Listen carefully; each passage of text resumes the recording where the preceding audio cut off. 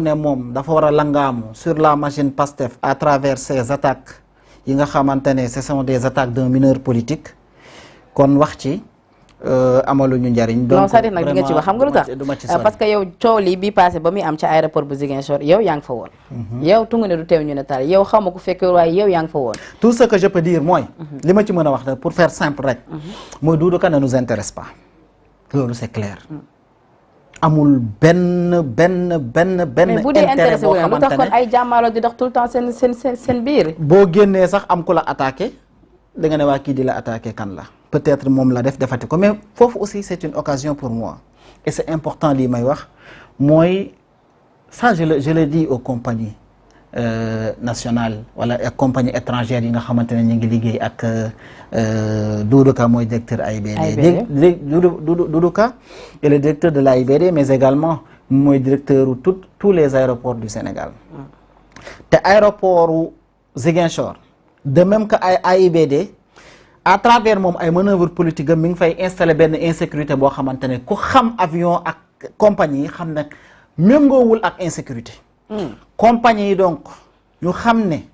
en ce moment par le travail qu'ils font par la sécurité bi nga xamante ne seen liggéey soxla na ko directeur AIBD bi matatu leen directeur parce que mi ngi sapper la sécurité des aéroports. xam nga yaa ngi yàq ay liggéey jàmm. et sapper la sécurité des aéroports c'est sapper la sécurité des êtres humains parce que aéroport c'est très sensible. Doudou Ka buntu aéroport la ay nitam nekk di sànni ay di sànni ay xeer ak di fa xeex.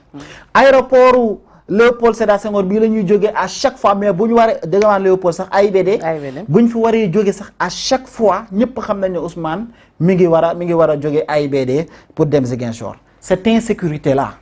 képp koo xamante ne yaa ngi liggéey ci wàllum aéroport bépp économie boo xamante ne mi ngi dépendre ci aéroport AIBD. aéroport bu Ziguinchor ak beneen aéroport bu mu mënti doon ñu xam ne Doudou Ka est en train de sapper cette sécurité là et c'est très sérieux lii nekkatul mbirum politique c'est sérieux c'est une question sécuritaire parce que aéroport lu sérieux la gestion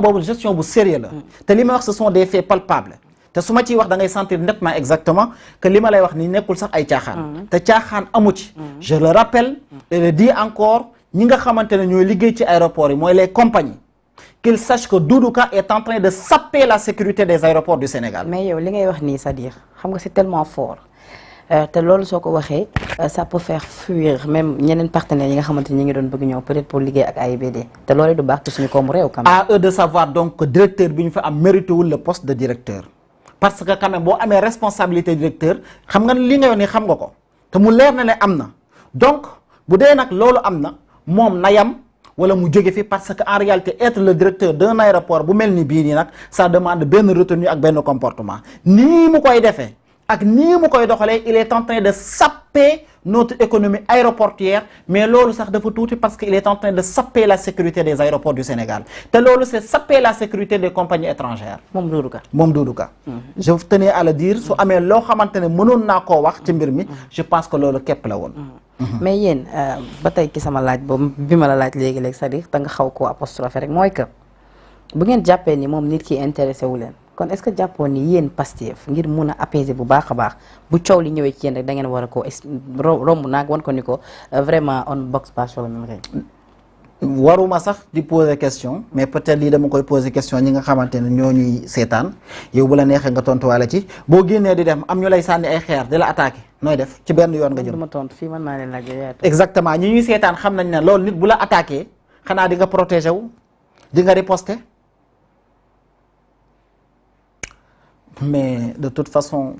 mais ba coow li amee quand même gis nañ ko moom génn na wax na ci micro suñu ay naataango yu nekk fële ca Télé Futurs Médias ni mu ngi woo sax Sonko ci apaisement ci dal te gisuñu seen leader yëkkati discours bu ni mel ginnaaw coow li amaat foofee ca Ziguinchor lu waral loolu moom bu demee ba di leen woo ci dal jàppoon ni tamit moom bëgg na jàmm fu mu nekk nii. man du ma maanaam même su fekkoon ni jamono ji moom duggoon na ci coow bëgg na ci génnaat. du ma commenter waxu Doudou Ka.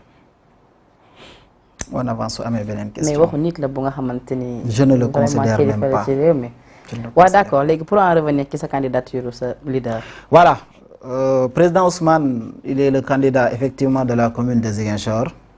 wax nga ko tantôt ah nee nga foofu souvent peut-être amul enjeu bu bëri ci Pastef parce que jàpp nañ ne foofu c'est suñu fief affectif la mais au contraire am na enjeu bi mooy nous savons que bu fa vote yi jaaree ci yoon y a même pas photo xëccoo amu fa parce que ñëpp xam nañu ne foofu la Casamance de façon beaucoup plus globale et même dans d'autres lieux du Sénégal. lan ngay tuddee bu fa vote yi jaaree ci yoon da nga am ngeen déjà ay. mais parce que tout simplement nous savons Macky Sall moo am habitude saboter ay élections yaa ngi fàttaliku législative 2017 à Touba nam ko defee woon dafa saboter élection yi nga xamante ne moo fa waroon a am fii ci Ziguinchor Macky Sall lu mu mën a def lépp loo xamante ne leer na ko ne bu ko utiliser dina jéem a yàq victoire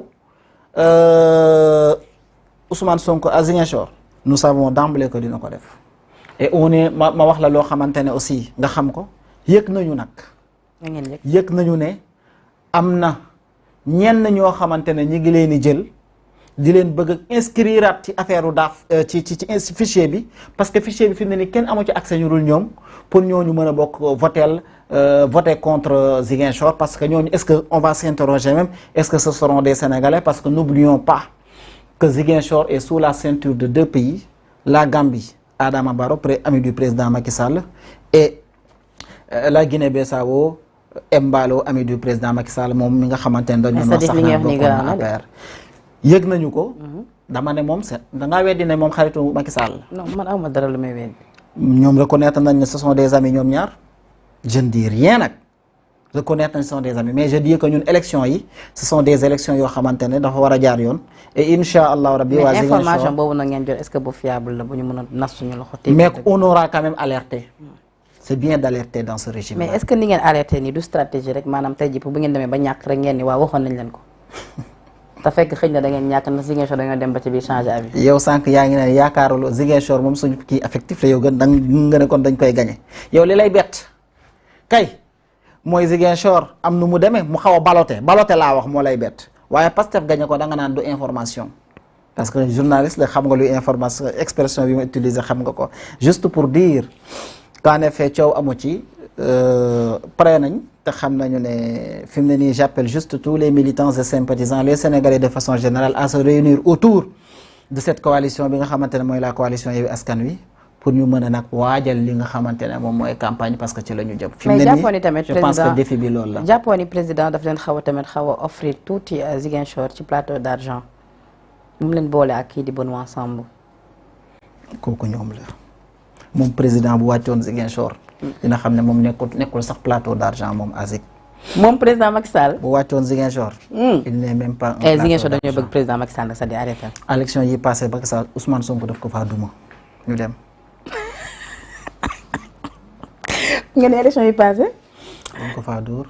léegi rek dañ ko fay dóoraat atum 2022. li ci kanam réew waaw lan nga ñu war a mën a fësal ci programme Ousmane Sonko ñeel mairie bu Ziguinchor. côté boobu nag. on ne peut pas plus danser que la musique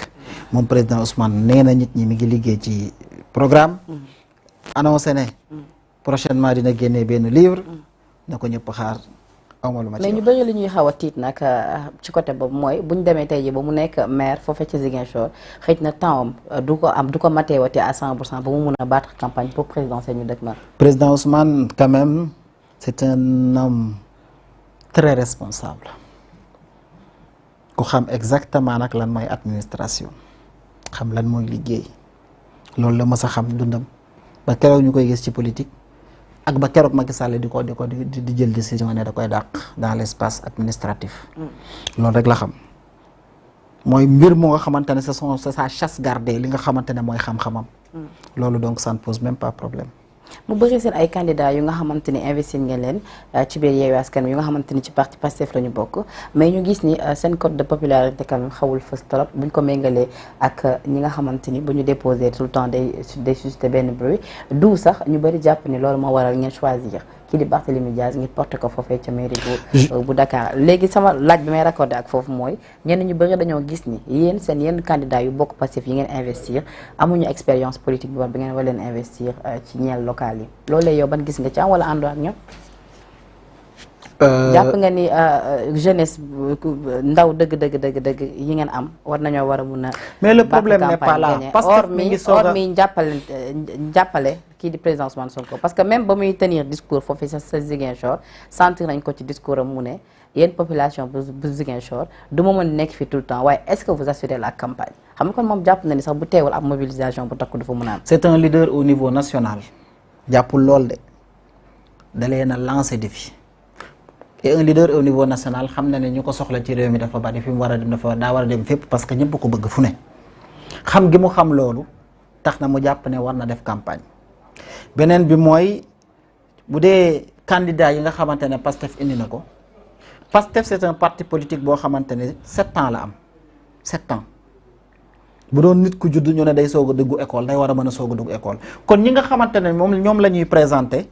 c'est normal mu am ñoo xamante ne kenn du leen xam ci tur Khalifa Sall bi muy gagné en 2014 ici à Dakar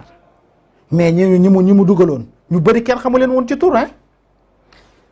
buñ ko nekkee ñu affiché wu bu boobaa la leen ñi di xam mais d'emblée tey jii nii mënuñoo xam ñëpp am na ci maire yoo xam ne tey jii nii dans ce Sénégal là yow xamoo leen kenn xamu leen tey jii bu ñu la waxee diw maire la doo ko gëm loolu dafa am c'est très normal donc enjeu bi nekkul foofu. diw xam nañ ko xamuñ fa nekkul fa xamul lu enjeu bi fan la nekkee la sincérité de l'engagement la responsabilité de la mission et surtout nga xam mission bi nga xamante ne yow moom nga am en tant que élu local nga mettre sa service sa xam-xam sa compétence sa doole au service de la réalisation de cette mission loolu képp mooy li ci ëpp solo le reste ne vaut absolument rien du tout parce que nos petites personnes je le dis souvent ne valent absolument rien du tout par rapport à l'immensité de ce projet par rapport fi ñu bëgg Sénégal dem par rapport ak jafe-jafe yi nga xamante ne bëgg nañ Sénégalais yi jóge fa c'est-à-dire topp képp ak fu mu bëgg a yegg képp amul benn valeur ajoutée par rapport à l'immensité de ce projet. Parce que lii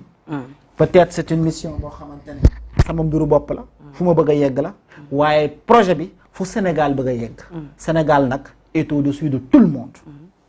lu ñu bëgg mooy Sénégal mën a egg fa